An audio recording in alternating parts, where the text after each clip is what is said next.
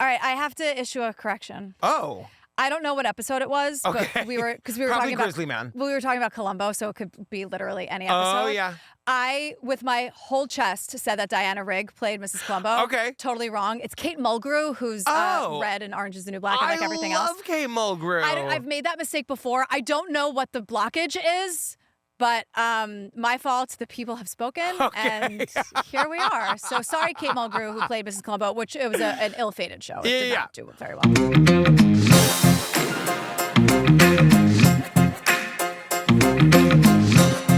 Hi, Julian Benzavalli. Hi, Patrick Hines. Are you watching Black Mirror? No, Are not you yet. a Black Mirror person? I haven't yet. I haven't started it yet. Seasons? Nope. Oh, interesting. All right. Well, another story for another time. Okay, great. Sam, are you watching Black Mirror? If so, tell us about it in the Facebook group. I'm obsessed.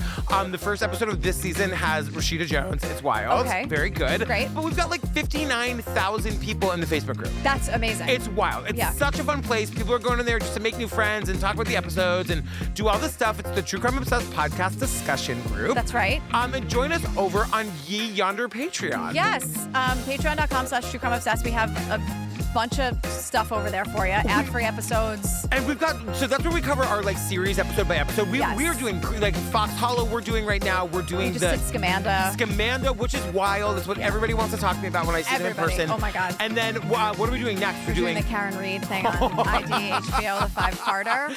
Sam, I'm going to have so much to say about Me it. too. Like, I'm going to be levitating off my seat. I'm so angry. It's a whole thing, I'll tell you that really, much. we have 5 episodes to work out our emotions about it. I know. What are we talking about today, All girl? right, so hi, this is one of our bonus episodes. This is our 3rd bonus episode of the year. It's an episode of that show, New York Homicide, which we've covered many a time. This is episode 4. It's called Staten Island Secrets.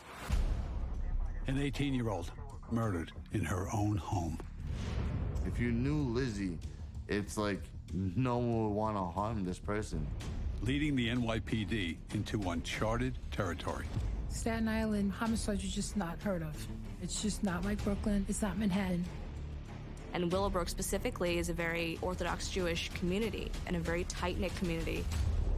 We have to solve this. All the watching eyes, all the neighbors, and all the people saying, is my kid safe? And as secrets become unearthed. Everyone was calling each other. Did you see what they wrote about Lizzie in the newspaper? The investigation takes a turn no one saw coming. This was somebody who was hiding in plain sight. Nobody wanted to believe that it was one of their own. So we start off talking about New York City's diversity, which we're is like a diverse city. Like real hot take. I know. Like New York is diverse. But this time we're headed to what they call the oft forgotten borough of Staten Island, and I'm like home of Wu-Tang Clan and a whole lot of mob guys. Yeah, Staten Island is not forgotten by everybody in this booth. No, you know what I don't. mean? I'm like, I get that Staten Island gets a bad rep, but like Wu-Tang Clan says they are nothing to fuck with, and it's also the mafia. So I don't know who's messing with Staten Island, but it's not me. I just like on the mafia front, I watched a TikTok of an episode of The Sopranos today. Oh yeah, where Aida Turturro which does not take place in Staten Island. No, but she gets punched in the mouth by her husband, and she takes matters into her own hands. Oh, Richie Aprile, fuck him. I'm not gonna. I won't give any spoilers. Richie Aprile. It was kind of amazing to watch what happened next. Well, now you have to watch when she's like, Tony, what happened? Did you bury? He's like, yeah, we buried him with pine cones. What the fuck are you talking about? It's Richie Aprile, like burn in hell, Richie Aprile. We hate Richie. Oh my God. Well, it's August 10th, 2005. We hear a hysterical 911 call. Aliza Parsy has come home from work expecting to have dinner with her daughter. Now, they call her Aliza and Aliza throughout. Yeah, so her name is spelled Aliza. Yes. What's weird is that her boss and the cop who knew her family and worked the case call her Aliza. Yes. Everyone else calls her Aliza. A dear friend of hers will call her Lizzie. I'm going to go with Aliza because the two people who actually knew her called her that. Her boss, like, they had a very close relationship, so it seems that knew boss her. I have a lot to say about the boss. But I would think that she knew I would our think so victim's too. name, Yeah. so And the friend calls her Lizzie, like you said, which is, I love that name. Yeah. So I'm going to go with Aliza. Well, her mother knows that something is wrong. And as she walked in, she saw that the house was ransacked. Of course, as a mother, immediately you think the worst. She runs to her daughter's room. She's banging on the door. She's screaming out her name. The door's locked. Finds the door locked. Yeah. Her mother calls her job where she gets the boss Ayala on the phone. Ayala is saying she's not here and like we've been trying to get in touch with her all day. Right. So Detective Teresa's here. She's NYPD, Brooklyn South. Yes. And also the 911 operator is arguably giving attitude Oh to my Seema. God. She's so annoyed because she's like, whatever you do, don't go into the house, don't go to the house. And Seema's like, what are you talking about? It's my house. I'm in. And the dispatcher goes, are you in the house now? And she goes, yes. She goes, well, get out. Because the way that she says it is so annoying. And I understand why. Yeah. This is a safety issue. Obviously, we don't know who did this. We don't know if they're still there. But you could argue that the 911 operator is a little maybe end of her shift. Oh yeah. It's one of those things where like, wait, hey, of course she's inside. How else would get she know out of the something was wrong? house? I know. That would probably be me. Yeah. Get out of the house. I know. Of all the jobs, like I feel like you'd be a great dispatcher, but I could see a moment where you're like, get out. Yeah, I don't think I'd be good at it. You don't think? I don't think. I think you'd have an ability to stay calm. I think you'd be good. I think so. I hope so, but I don't think it's the job for me. Okay, probably I not. think it's a hard gig. Like we say, I think you're right where you should be. Yeah, I think it's a hard. I'm not like I don't envy these people. No, who have this because job at all. I mean, the number one question they get all the time is when are they getting here? When are they getting here?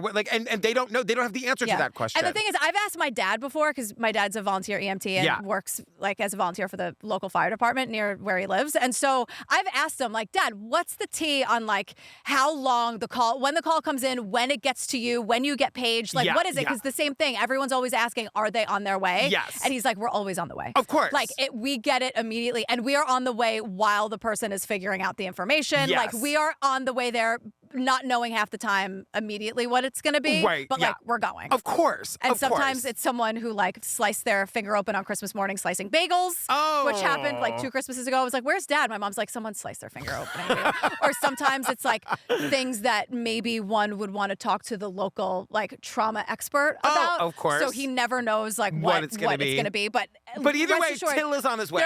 People are on the way. The call, you're not getting bullshit. Basically, like when someone says they're on the way, they are. They are. At least my dad is. To help you out. So the Staten Island cops get there, they bust in the door. And what do they find is Aliza Parsy underneath a mattress, a pillow over her head, her feet sticking out from under the mattress, and she's been killed.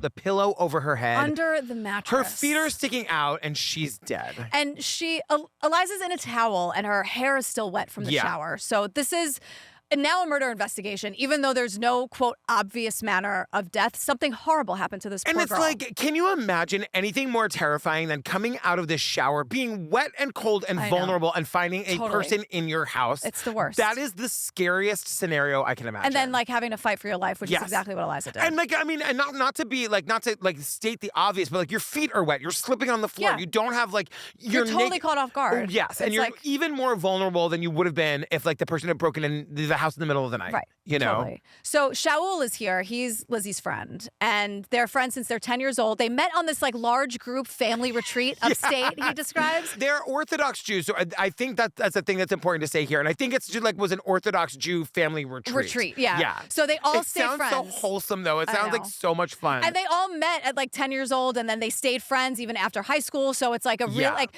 Shaul describes a really big community, a really big group of friends. Everyone from the neighborhood knew each other. They were always like family, he says. For better or for worse, because we're going to find out how suffocating that can be to some of the kids growing up in a community like that. Sure. But they describe Lizzie like just like she was like a sweet kid and always laughing and everybody wanted to be her friend, like just like the life of the party. She's fun. She's funny. Yeah. She's a hard worker. After high school, Eliza gets a job for a local moving company. She did sales for them. Yes. So she took a year off to raise money for college, and her dream was to go to school in Manhattan to be a fashion designer. But this is where we talk more to Alea, who's the boss, and she's so clear, I'm not friends with my employees. No. But Lizzie was different. Yeah. You know what I mean? And also I want to say, Alea, the boss, when she found out that there was something wrong with Eliza, that like the mom was screaming on the phone, she went right to the house. I'm like, get yourself a boss like Alea. She's someone you call to get shit done. 100%. There's a reason she's the boss. Yeah, totally. I don't really talk to my employees, but Lizzie was different. Right.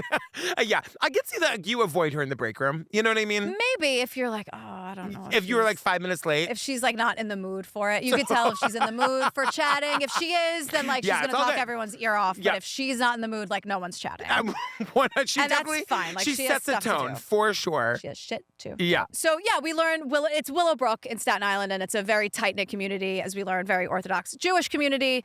And then we learn about Raviv Gabay. He's 27 years old. He's Eliza's. They tell us he's her half-brother. It's very important to Alea that we know that they're half-siblings. She says says it clearly- 100 times in this episode. Right. She's like the half brother, and she catches herself every time. Right. Sometimes that matters to people. Sometimes it doesn't. No. It matters to the boss. It really matters And to I believe Alea. her, Be like- precise, she says. Be on time precise. and be precise. And then her half-brother showed up there. He tried to run into the house and scream, "My sister," and the police stopped him. He was hysterical, the brother, half-brother. 27-year-old Raviv Gabe, Aliza's half-brother, is yelling at detectives, demanding answers. Yelling, screaming, demanding answers. Everyone wants to know what the hell happened to Eliza. Yeah. And It sounds heartbreaking. It's like his little sister is dead inside there. Nobody knows what's happening. And the other thing is like, wait, everyone knows each other, so who did this? Like, it is a tight-knit community, so how did some outsider come in here and do this horrible thing? And they're really describing that, like, the community is poured out onto the street. It's a little nosy neighbor-ish, but it's also they're rightfully terrified. Like, there's a fucking murderer on the loose. Yes. So the crime scene, there's a small amount of blood on Eliza's towel. Yeah. And the cops are hoping that it's not hers because maybe it's, grim, but maybe we can find the killer that way if it's not hers. And they're saying she doesn't have any wounds. Like she wasn't stabbed, she wasn't shot, she's not bleeding. So there's a good chance that this blood does not belong to her. And that it's defensive wounds. Right. It's very good news. So this process, it's 2005, as they remind us 1,000 times. So the process to test the blood is going to take several weeks. And I'm like, why? You know what I mean? I don't know. I'll never know why. I'll never know. I don't know why we have a 20,000 backlog of sexual assault evidence. The answer is because no one cares.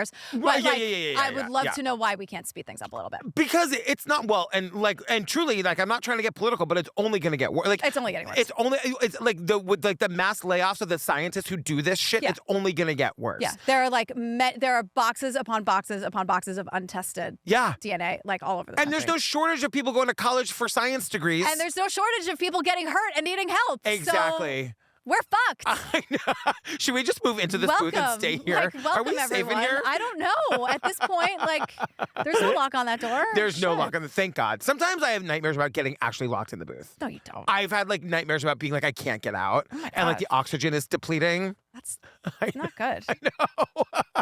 No, what does that say? What's your subconscious telling you? I don't know. Do you feel trapped? No, no. That's the thing. I don't. But I do have that fear of getting locked in a small space. This is the smallest space you know. I know. This room, it's very tiny. It is very tiny, but it's ours. Yeah. We did it. So they're looking at the scene. The cops are scouring the house, taking photos, trying to find anything suspicious. The back door was unlocked, and that was a big red flag. We know a lot of burglars would just go from door to door and try the door. And if it's open, that's good for them. There are criminals that go door to door just looking for anything that's unlocked. I think about that with the the preppy killer, that was his name. Oh, God. I think about we live in apartment buildings, and you feel kind of safe because it's you got to get in the lobby and then you got to get up and then you got to. Yeah, I don't know about that. Well, right, but that was what the preppy killer did. He went from apartment to apartment looking for one that was unlocked. Yeah. I think about that. No one every knows night. their neighbors. I know. No one knows. It's true. And you could just be like, "Hey, I'm just moving in. Hey, I'm just visiting." You could say anything to anybody, and no neighbor's gonna ask. No, and so but that's what they're wondering if that's what happened. Did somebody did they just randomly leave their back door unlocked? And this hooligan found that Lizzie's door was unlocked, and that's why she's the unlucky victim. Because the thing is, they have to talk to everyone and canvass the neighborhood, but the houses are very close to each other, Yes. and a lot of them are attached. And Shaul is saying remember our tight-knit community, you can't check the mail without running into someone you know. Yep. Which is a lot. And Now, you don't have to say hi to everyone all the time. Can you just let Shaul get the mail and go back? If you're to this house? taking the dog out in the morning and you get in the elevator and there's somebody there, are you saying good morning? Every time. Of course. Well, of course you are. You're very polite. Every time I get in the elevator, I acknowledge the person that's in the elevator. Me too. I enjoy the small acts of politeness. Sure. I like being polite to people on the street. Yeah. But if it's the same, it's this tight. I could see it being poor Shaul, he's just trying to get the mail. And we're man. gonna He's learn just, more about how the community is really suffocating to these younger kids. especially you know what I mean? to the younger generation. Yeah. And I also just wanted to say, I'm going to PSA this one more time. Please lock your doors. I know. Please, even It's if you enough. think you don't need to lock your doors, I say this all the time. Do not be the cautionary tale. Do not be the reason why your neighbors start locking their doors. Yeah. Lock your door. Just lock it. You know It's so who's easy. the biggest proponent of that? Who? Here he is again, my father. I know. My dad. I know. I'll have to say, we're taking the dogs out for a walk. Can you not lock the door? Can you 2 seconds we come in and it's you're in a brick wall. I'm and then I'm knock it. Dad, lock the fucking door I again. know. And I know it's good. I know he's right. They escaped a serial killer in minutes. You know what I mean? Like, of course they're gonna lock the doors. Of course, I'm on Till's side with this one. That's the Son of Sam story. My parents like survived New York City in the 70s, so we told it on an after party. Yeah. Everyone's like, wait, what? Welcome, new listeners. Yeah. It's a real thing that happened. But yeah, he locks the door. He hears the door close. Is it locked? Like, he's just... Till's also a guy that can, like, stand his own ground. You know what I mean? Like, if I'm a home invader and Till's the guy whose house I broke into, I'm going to turn and walk out. He's got, like, accoutrement. Yeah. You know? My dad's never been a gun guy. He's not a gun owner. I don't mean like that. But he has, like... I just feel like he's got something on him that could get you in or out of something. I often tell the story about how I was broken into twice while I was home and asleep. My friend Phil recently reminded me of how often I say those stories. Too much. One time, I'm kind of lying. One time I had woken up and I was walking into the kitchen and a man was coming in ass first through the window. Oh my God. And he saw me and he turned and left. Like, it was very scary for me, but apparently more scary for the guy coming in ass first. Yeah. But like, that is really like everything should be, any way into your house should be locked. Especially when you're sleeping. Yes, 100%. Yeah. When you're walking the dog. I almost was a cautionary tale twice. Like, I'm walking the dog. I know. It's 2 PM. We're walking all the dogs. Like, calm down. And we also like we're safe. We're walking these dogs who like are very sweet, but the barks are loud. It's true. Fiona's a fearsome bark. I wanted to point. I thought of you because we get some cop speak here. They were canvassing the neighborhood to quote ascertain who was in the area. Right. So now, like, again, the houses are basically attached. Some of them. Yeah. Tight-knit community. The rumors start flying. Everyone's speculating everyone's speculating wildly a la Joan Calamezzo. You know, she's fighting with her mom. I didn't like the look of those landscapers. My ex-husband did it. Think about that rumor you're starting. Everyone's ex-husband did it. Yeah. But she's fighting with her mom, so her mom clearly killed her. Like what? Come on, please. Shut up. So, but like the house was a mess. So was it a burglary? And then someone took advantage of Aliza? Like, we don't know. Did they maybe think she wasn't home and then they were robbing the house? Neighbors mentioned that there was some landscapers next door to Aliza and Seema's home. She describes 4 or 5 males. Was this possibly a crime of opportunity? Maybe the door was open. One of them had to go to the bathroom and saw a naked girl, or maybe saw some jewelry. 4 or 5 men. I didn't like the look of those landscapers. I know. I never liked those landscapers, let me tell you. Oh, that's how they talk on Staten Island. Yeah, I didn't like the look of that.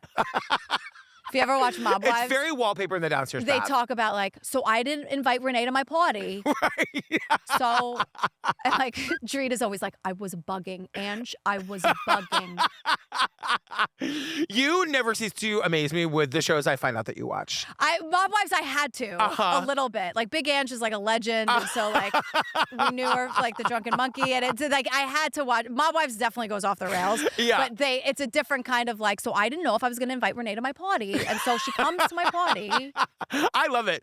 Give me all the voices. I want you to do an entire episode Drita's of that the voice. Best. I once did some's voicemail as Drita back when I was bartending. You so did? I was doing Drita for whatever reason because she's hilarious. Oh my God. I know that violence isn't the answer, but yes, it is.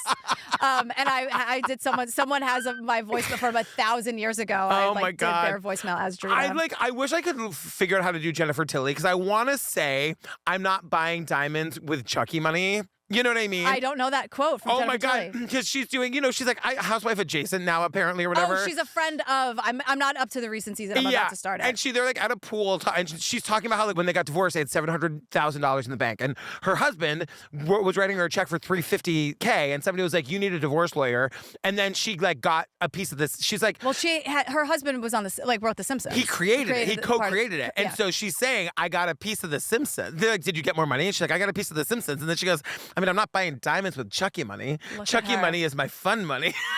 That's spectacular. That's excellent. I love that I just got to tell you a housewives thing. I'm not there, but it'll be the next episode I watch.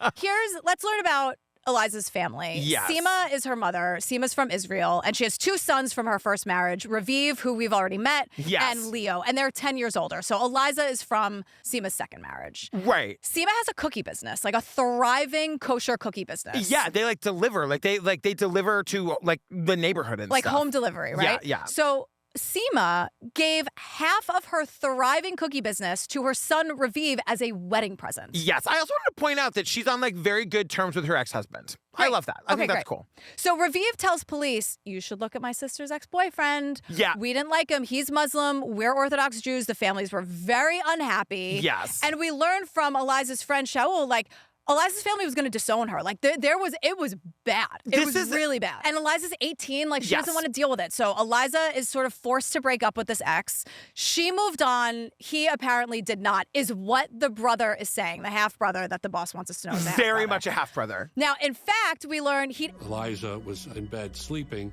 and she rolls over in the morning, and there's the ex-boyfriend sitting at the end of her bed, silent, just staring at her. He clearly knows how to get into the house, maybe knows the locks, knows when people have left the house.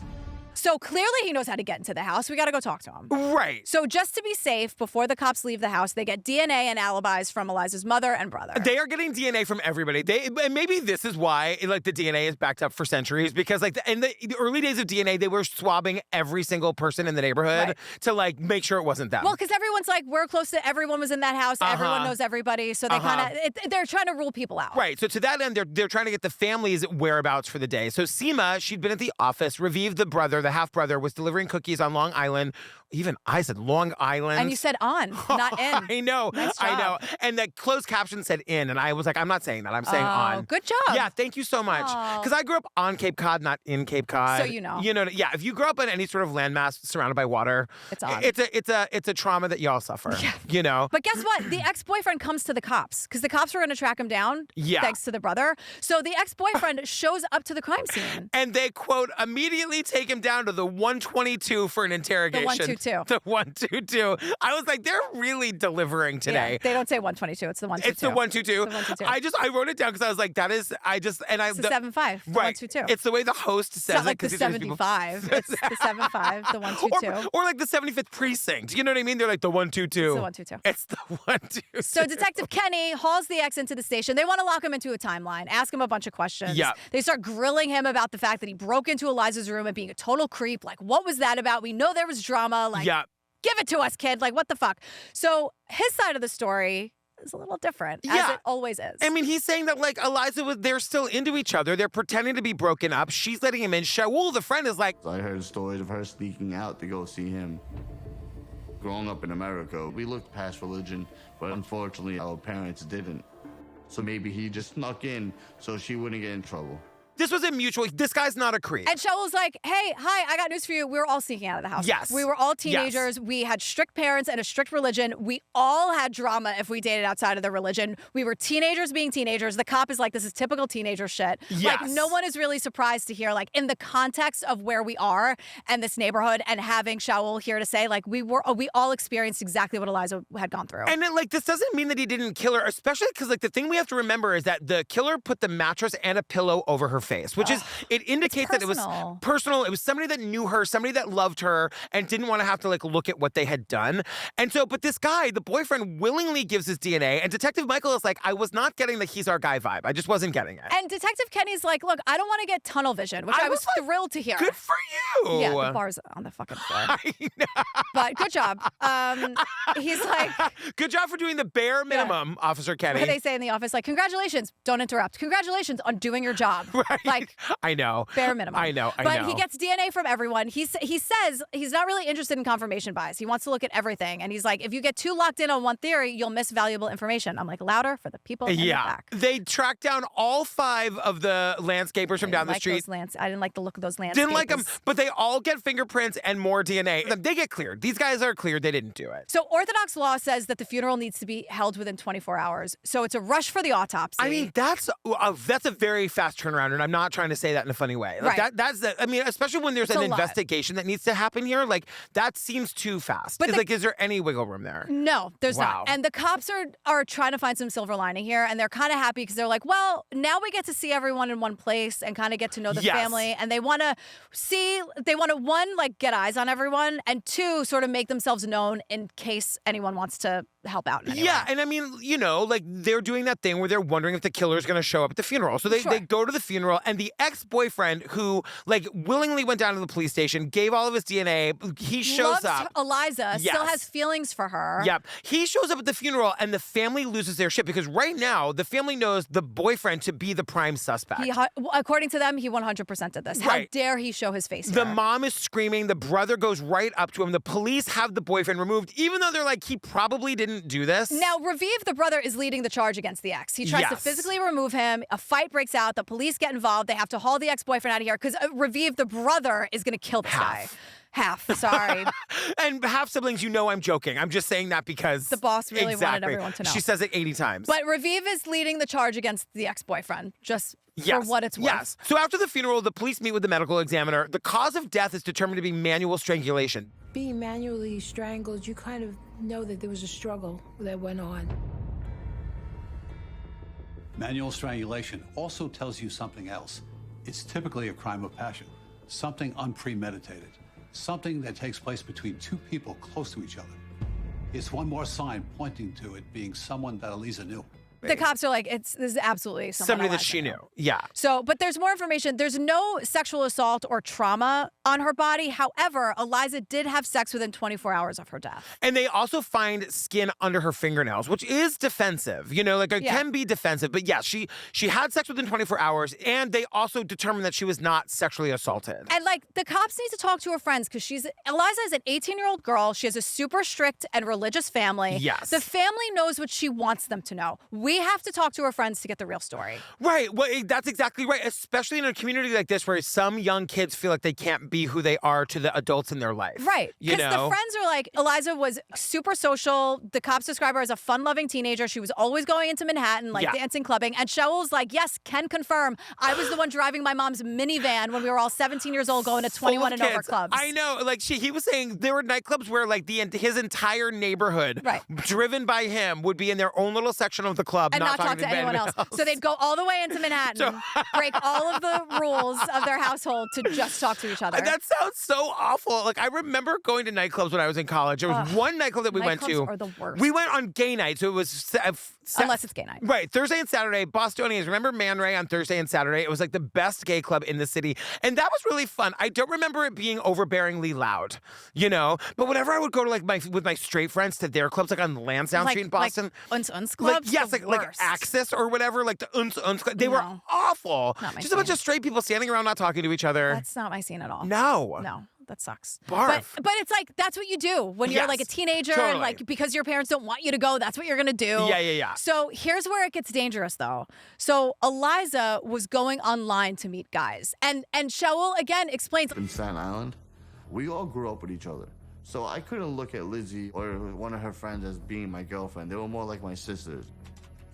And so it's quite natural for her to want to branch out and explore online. She lived in this very insular community, and so she went online to meet people outside of that, secretly, because she kind of wasn't allowed to do it in plain sight. And I just wanted to say that Detective Michael was like, when I learned that she was on the internet, I am no match for the internet. This is 2005. That's what I said. He's it's not 1975. It's 2005. He didn't even have an email address at the time. He had to get the entire IT department to teach him how to get on the online. That's ridiculous. In 2005. Come on now. I got my first email address in 1996, and I remember being like, I'm never going to need this. Why do I have this? I'm never going to need this. Do you know that when I worked on the Maddie in the Morning show in Boston at Kiss 108 FM, we tracked down the guy who invented email and we interviewed him? Really? Isn't that wild? Yeah. He works at Harvard. Yeah. He didn't want to do an interview, but we talked him into it. Edward Mail.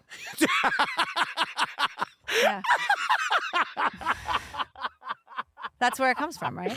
Yeah. Email. His name was Edward Mail. Edward Yeah. That makes sense. Edward Mail at email.com. Totally. Eddie@email.com. Did you see there was a melee at a Chuck E. Cheese?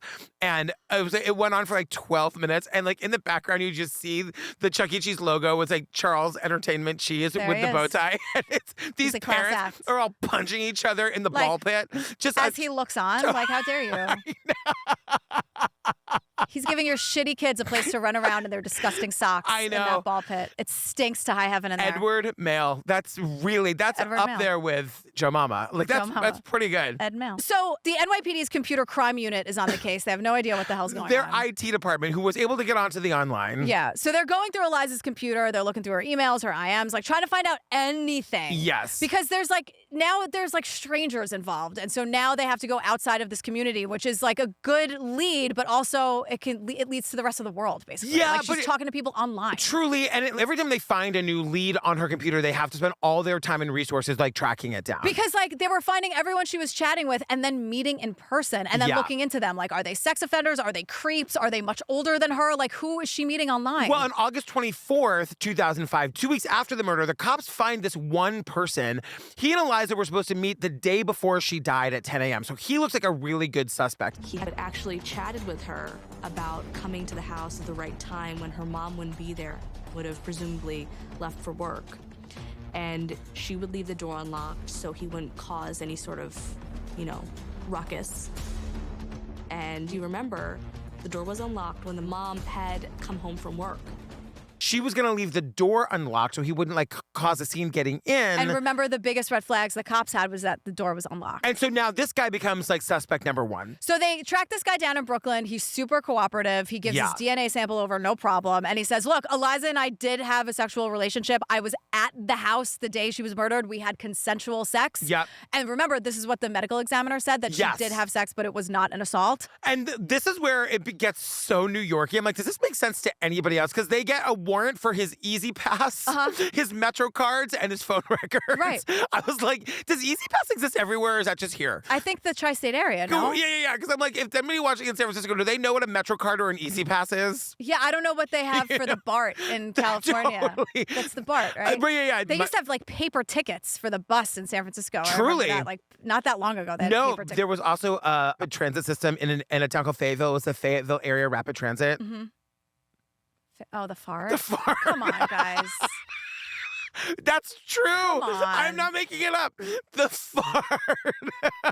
So this guy, I don't know how old he is. I don't know anything about this guy, but he's now a person of interest. Yeah. Obviously, because he's admitting he was in the house and had sex with Aliza, our victim, that day. So, yeah, they're tracking his movements. And then the stupid fucking New York Post does what they always do, and they start attacking Lizzie's character. And slut-shaming her. It came out in the paper that she had this promiscuous lifestyle.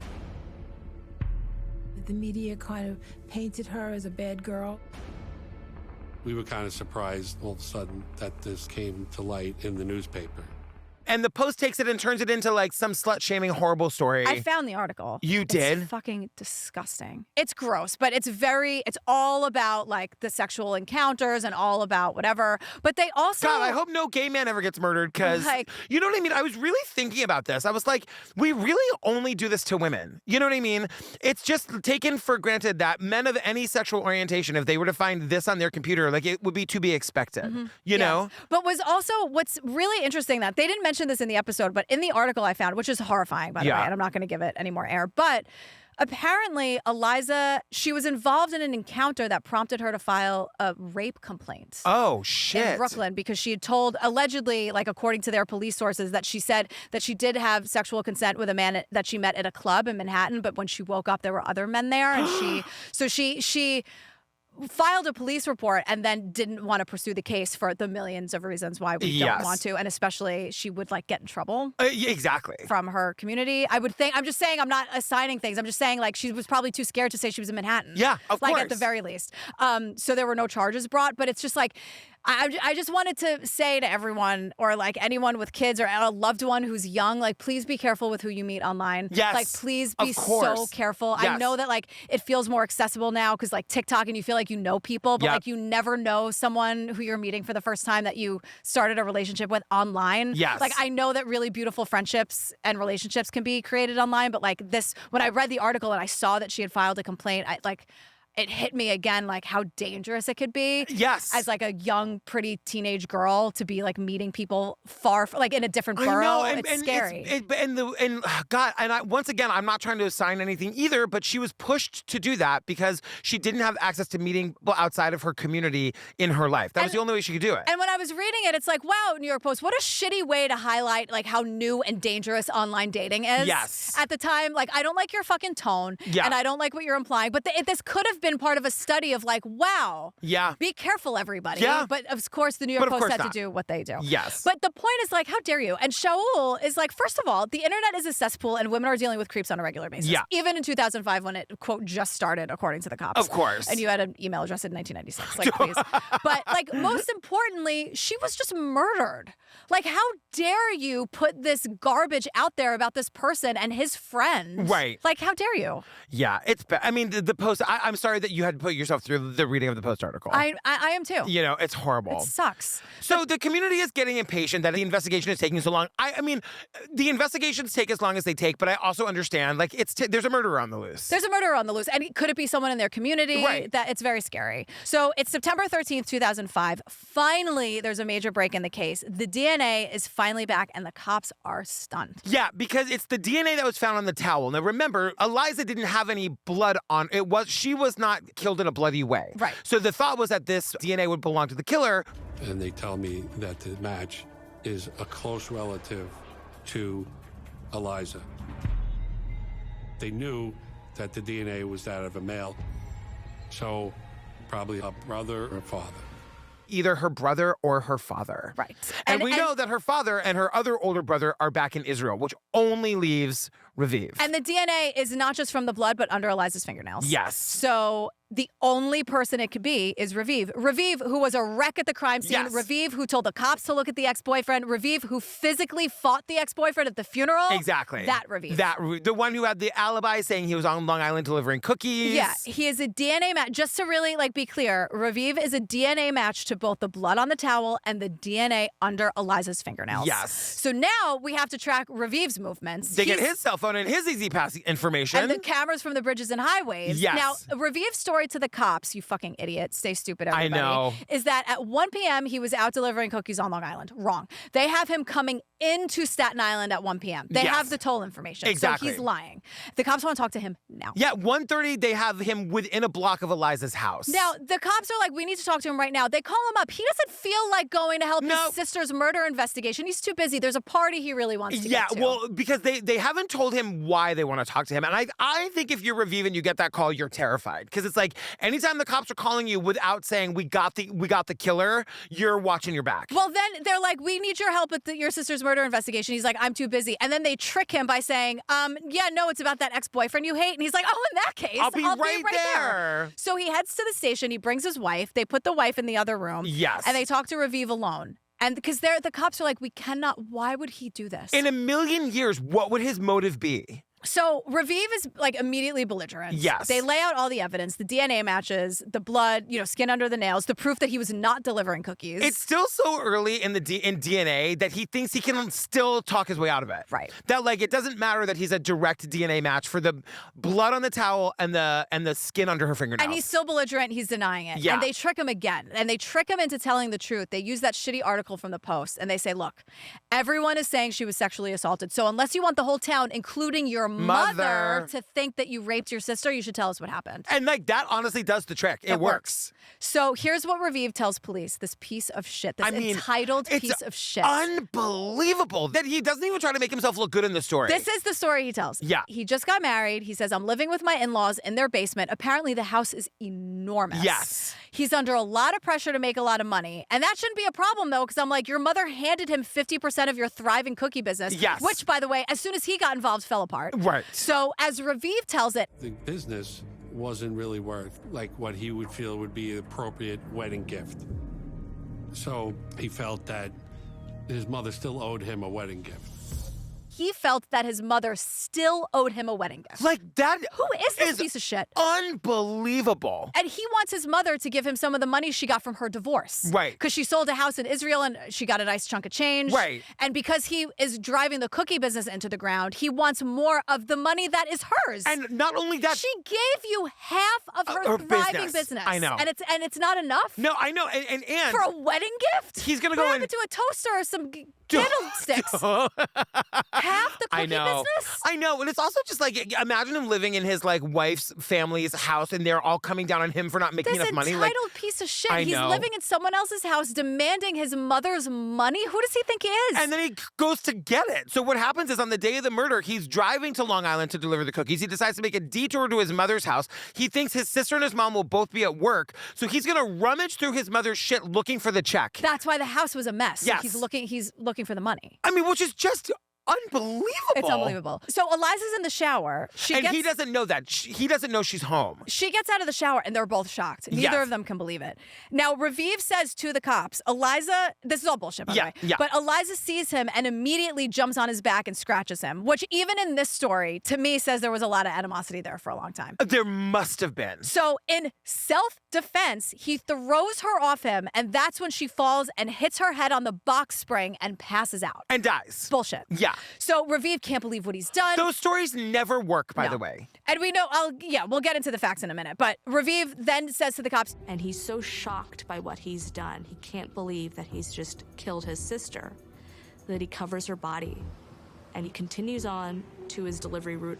Keeps on delivering the cookies. Yes. Now, this is bullshit because the autopsy says that he suffocated her. Right, and it was manual strangulation. So, stop. Right. So the cops have everything they want, all this evidence, DNA evidence, the easy pass. And he admits that he killed. You know what I mean? Like, at this point, it doesn't even matter what the... Doesn't matter. Of course it matters to us what the real story is, but they got him. They got him. So Seema, the mother, of course, is devastated. She just lost her daughter and her son and realized that her son is a monstrous murderer. Shaul puts it so well. He says she was so embarrassed and heartbroken and ashamed. You know, like, the idea that he... And for what? Like, what really happened there? Yeah. You know Get what I mean? Get a job, you asshole. I know. Or, wait, your mother gifted you half of her business and you couldn't even do that. I You just want, like... I'm tormented by not knowing why he actually did it. I think maybe there was more conversation. Maybe he thought Aliza was going to get the money, or maybe his mother said, "I gave you half of my business. Whatever I have, I can do with what I want." Right. So maybe Aliza was in the... I don't know what happened, or they fucking hated each other because this guy sounds like a dick. It doesn't seem premeditated. Like, something happened in that moment that made him want to kill her. Well, Shaul makes a good point because he pleads guilty and to first-degree manslaughter and gets 18 years. And this is when Shaul says, "Wait a second. I hope he never gets out. If he can do that to Lizzie, what can he do to somebody else? He killed his own sister with his bare hands and stuffed her underneath a mattress. That's... I don't even have words for that. What else is he capable of?" Exactly. 18 years, according to Shaul, is nothing because this guy's a danger to society. I looked him up. Like, 18 years, he should be out now, and he's not. Well, according to New York State inmate lookup, he was released to immigration in October of 2020. Oh, shit. Yeah. So he was sent back to Israel. He was, all it says in his thing, in his file, it's New York State inmate lookup. He was released to immigration in late October of 2020. Oh, my God. Because there was a lot of stuff going on with incarcerated people in 2020. Yes, so they were releasing a lot of people early. Moving people around, and so that's what happened. He was released to immigration, but I don't know what immigration did.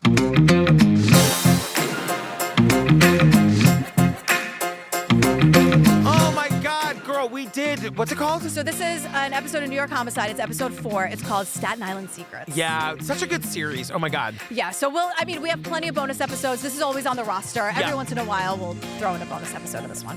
Fam, join us in our Facebook group. It's a True Crime Obsessed podcast discussion group. Go in there to make new friends, to see what's going on with us, and just to hang out and have a fun place to go. Yeah. Join us on the Patreon. Over 450 full ad-free bonus episodes to download the second you get it. Yeah, this timeline is very weird. I never know where we are because we're very ahead on the regular feed and a little. But we're about to start recording our Fox Hollow Murders episode 1 in 2 minutes from now. And then after that, we're doing. Carried. I mean, it's wild. And we just did Scamanda and Gabby Petito. I mean, there's so much. It's amazing. The Patreon is stacked for months to come. I'll say that. Not to mention the monthly drag bingo at the $5 level. And the monthly surprise we did that Lori Vallow jailhouse interview. Oh we my God! recapped that. Oh, fam, we love love you. Thanks for hanging out with us for an hour. Yeah, happy bonus surprise episode. We'll see Happy you soon. bonus day. We love you. Yeah. Bye. Bye.